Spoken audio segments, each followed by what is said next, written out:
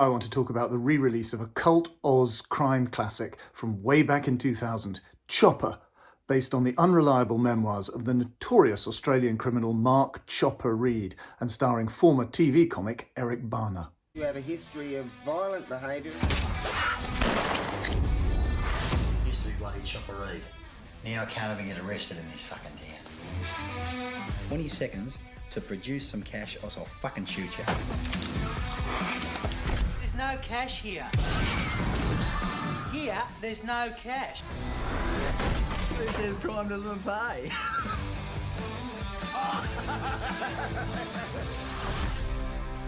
You've given up crime, eh? You're fucking sick, Reed. You're insane. Beethoven had his critics too, Keith.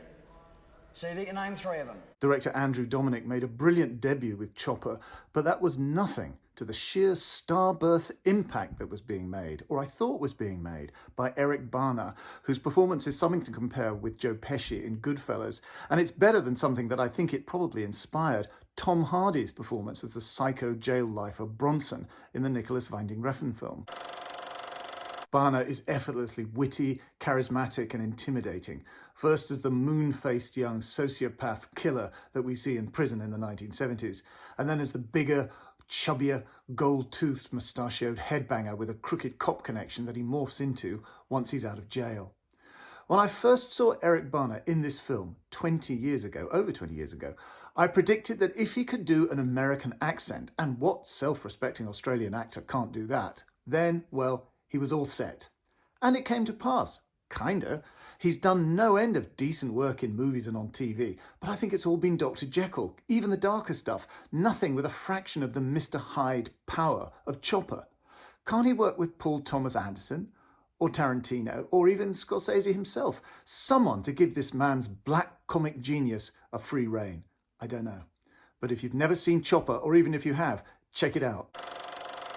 Finally, I want to read an email I've received from a subscriber, a Mr. Idworth, who says, "Dear Pete, I admire the way you jettison normal standards of dignity in using your YouTube channel to promote your book, and your vlogs are increasingly like an OnlyFans account with all of the degradation and self-hate, but none of the sexual allure or indeed success.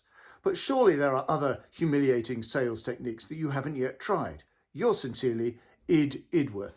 Well, thanks for that, Id. I'm actually going to offer viewers a new chance to buy a signed copy of my book, The Films That Made Me, directly from me online at £12.50, lower than any online price, which includes UK postage. Just tweet me at PeterBradshaw1 and we can follow each other and then slide into each other's DMs, unfortunate image I know, to exchange addresses and payment details.